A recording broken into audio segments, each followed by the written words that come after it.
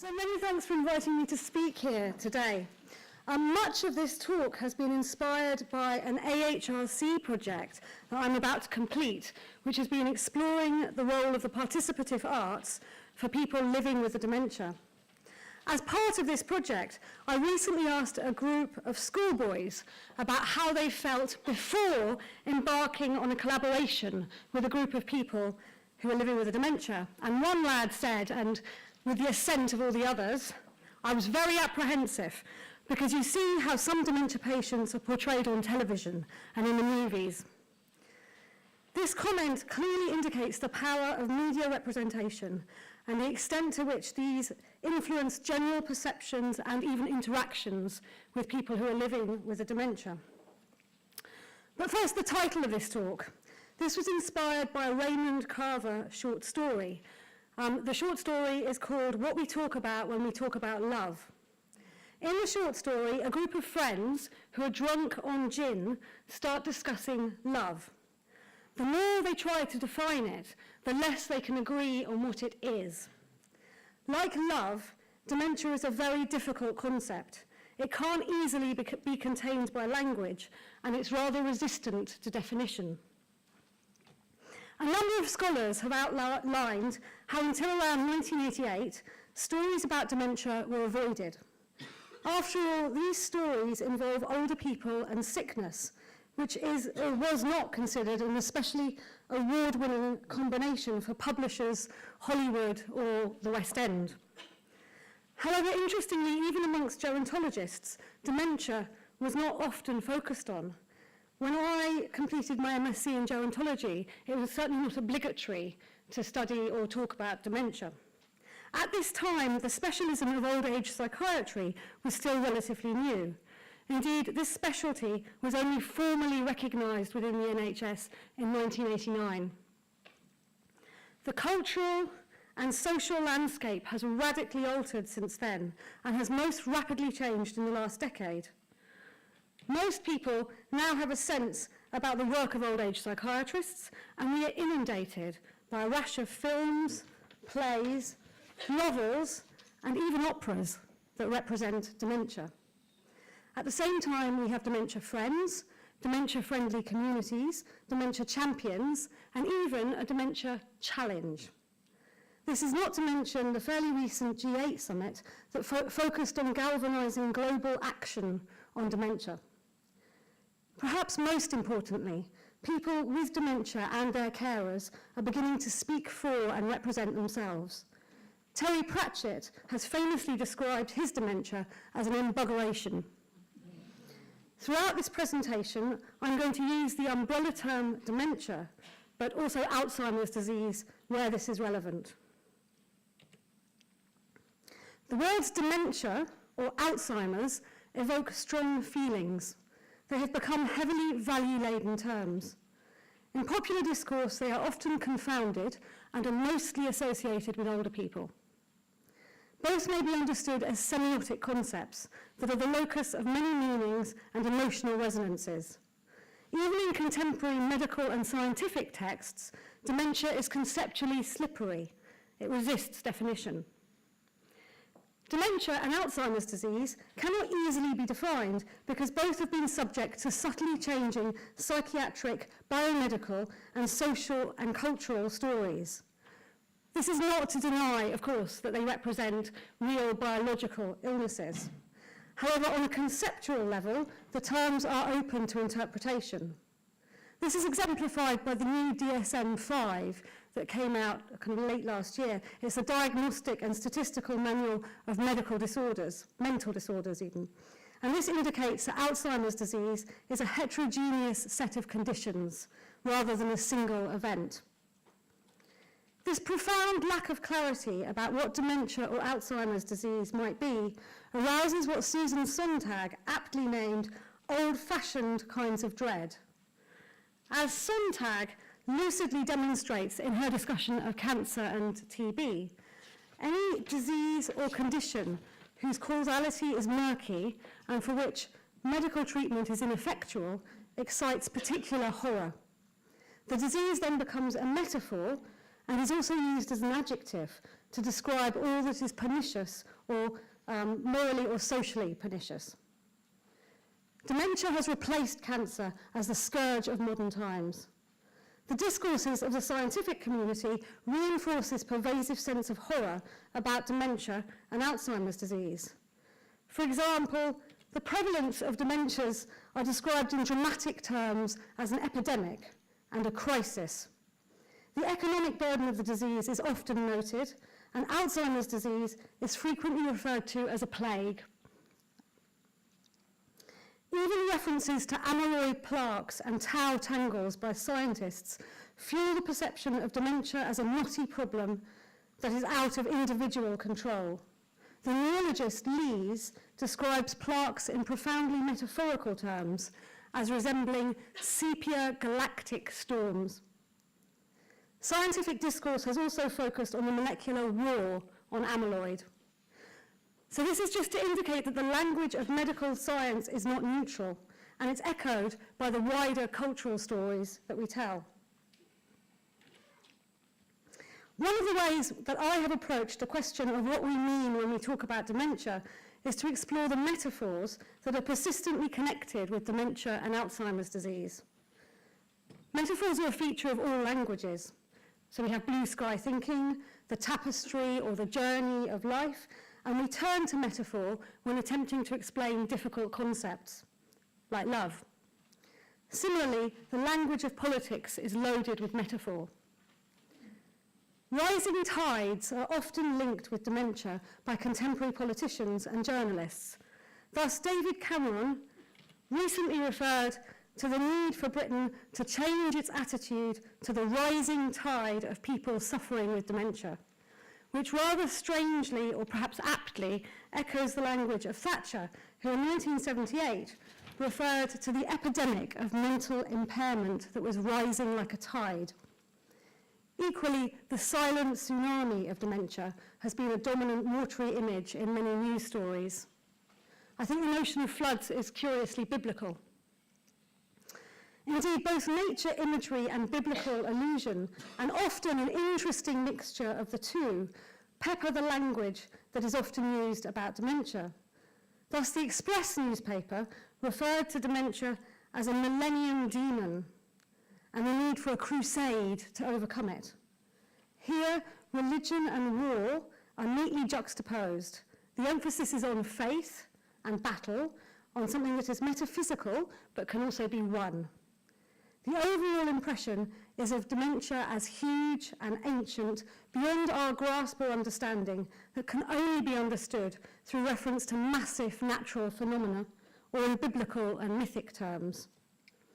The powerful animation of dementia as a primeval monster or bogeyman continues to dominate political speeches about dementia, and it follows that people living with a dementia are depicted as victims, and that dementia is indissolubly linked with death, or more precisely, a living death. Connected with this is the vision of the Dementors. These feature in Harry Potter 4 and 5, and I quote, "Dementors are among the foulest creatures that walk this earth. They drain peace, hope, and happiness out of the air around them. Get too near a Dementor, and every good feeling, every happy memory will be sucked out of you. You will be left with nothing but the worst experiences of your life." Another recurring linguistic device is the reliance on military and warlike metaphors, so the dementia time bomb crops up frequently. Thus, dementia and war, and perhaps above all this nebulous war on terror, are yoked together.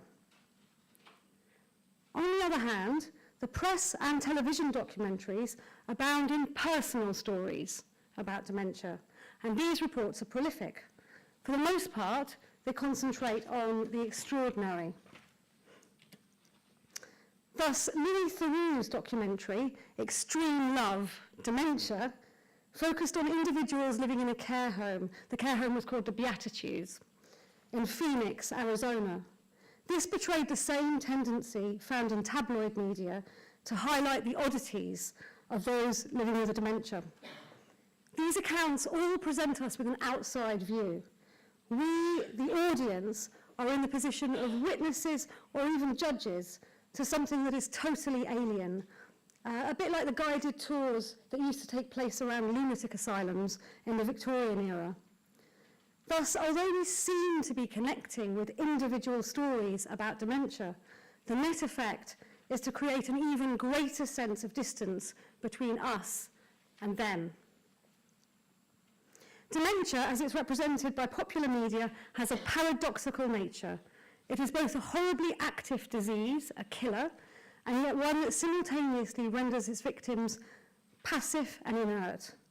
Similarly, we, society, medics and scientists, are rendered powerless in the face of its inevitable and insidious approach.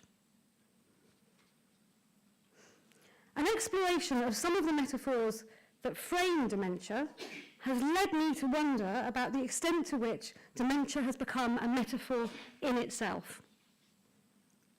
A rather simplistic equation has developed.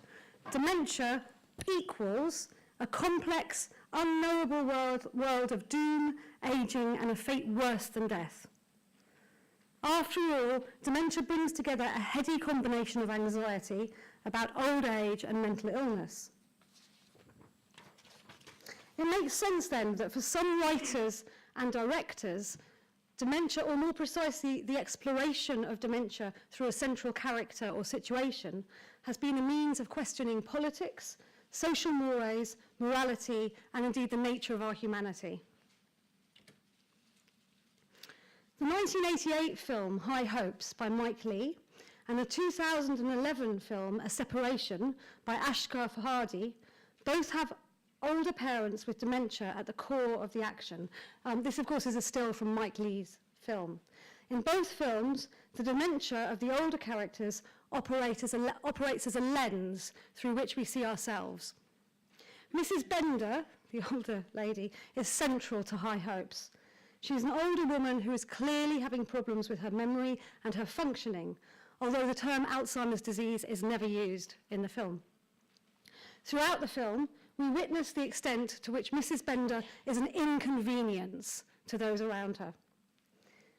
Mrs. Bender's dementia and how it makes others react is a metaphor in this film for all that is wrong with society. Its steady disintegration into a race to accumulate wealth, an obsession with surface appearances, and the ways in which this can lead to a neglect of our humanity. At the end of the film, however, it is Mrs. Bender's vulnerabilities that lead to a transcendent moment. In this last scene, she is taken up onto the roof of her tower block by her son and his partner, and they share a view of London. Their common humanity is evident, and similarly, we are shown that caring behaviour is humanising. The logic of the film is that dementia may happen, but that what matters, what defines our humanity, is how we react to these occurrences. I'm going to have to race through this film. It's Ashghar Farhadi's film Separation. It has marked similarities to High Hopes, above all the social realist kind of vein in which it's written. As in High Hopes, the dementia of an older relative exposes the failings of a society that provides no adequate care for vulnerable citizens. A key moment is at the beginning of this film when Simin, who's a wife, rebukes her husband Nadir for his devotion to his father. She says, "He doesn't remember who you are." And Nadir retorts, now you can see him, "But I remember that he is my father." So both of these films then invite us to appreciate the complexities that abound in caring for someone with dementia, and also to see it as a political issue. Above all, we are never simply privileged outsiders looking at the pathologies of an illness. I don't have time to talk about The Fear, but this was a primetime television series in which the older character is also living with a dementia, and in which his dementia is allied with a kind of criminal underclass in ways which are fascinating. And finally, a play by Trevor T. Smith, which is called An Evening with Dementia. And I'm just going to quote from that play. "And I'm suffering from dementia, am I? It's everywhere. It's a demented society. Everyone is terrified. We've all forgotten something. We've forgotten the most important thing. We've lost the memory of our humanity." So concluding thoughts. I'm still not entirely sure what we mean when we talk about dementia, but I think it's clear that the word has come to mean many, often conflicting things, and that it has achieved an almost symbolic relevance. I asked a group of care home staff that I've been working with about the words they commonly use to describe the people they work with who are living with a dementia. And without a moment's hesitation, they supplied the following list: doolally, nutters, fruitcakes, lost their marbles, and they referred to themselves as bum wipers. This lexicon is so familiar that it's not shocking. People with Alzheimer's disease or with a dementia are reductively described by pejorative adjectives. However, in High Hopes, A Separation, and Smith's monologue, dementia is not simply a private problem. Rather, it's a social issue that affects and reflects upon us all. After all, to tell stories about dementia and those who live with it is also to reveal who we really are. Thank you.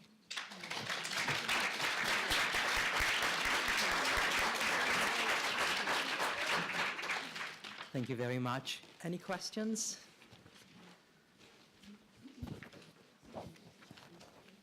Yes, the gentleman at the back. If you just wait for the microphone to arrive.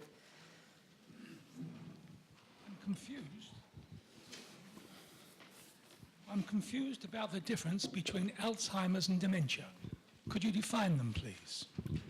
There's whole textbooks defining them, so I'm not the best person to, but from what I've understood, dementia is a syndrome, and it's an umbrella term covering a lot of different neurological disorders, whereas Alzheimer's disease is, in fact, the distinction between them has become much more cloudy since the new DSM-5, because Alzheimer's disease is also now defined as a heterogeneous set of symptoms. So it's very muddy, murky water. But originally, Alzheimer's disease referred to one particular form of dementia. There's a question there. Excuse me. Thank you for your talk. I'd like to hear you please talk about maybe if dementia around here. I'm from Brazil, and over there we hear that dementia and Alzheimer's are diseases that are affecting younger and younger people. Is that the case around here as well, or is it still very much connected to old age only? I'm not a clinician, so I'm not qualified to answer who exactly now dementia's. I don't know if anybody else in the audience is, but I know there's increasingly a movement in this country to diagnose early onset dementia, and there's more and more a move in that direction, and that's aroused a lot of misgivings, certainly among the psychiatrists that I work with, who've written about the dangers of this. Does that gentleman there have a question? And then wait, there's a gentleman there. Sorry. We just, sorry.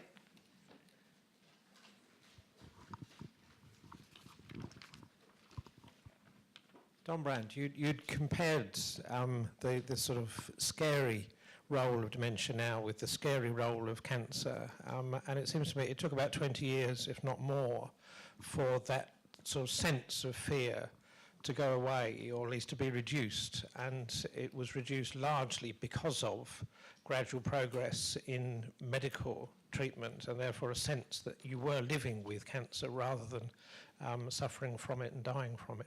Do you have any sense of how quickly that same process might happen with dementia?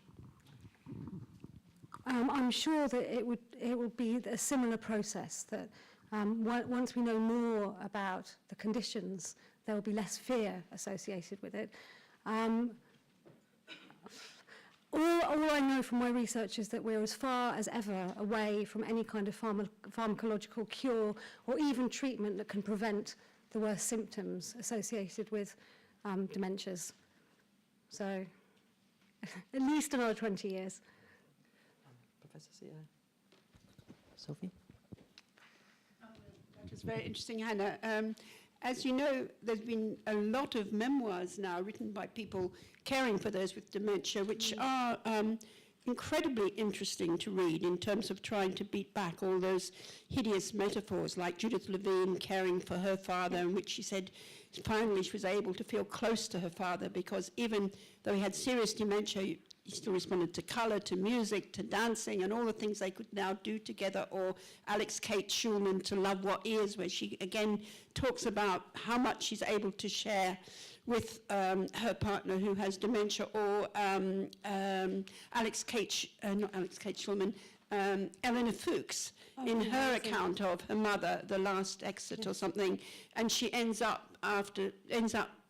the book by saying, those final years, they were our best, you know, and the loving relationship she's able to develop with her mother in her final years of caring for her with dementia. But these are all people who get a lot of help with their caring work, a lot of help, and that's significant, you know. Yeah. They have the resources to be able, you know, to work with the creativity and richness which remains in the possibilities of continuing a relationship with such people.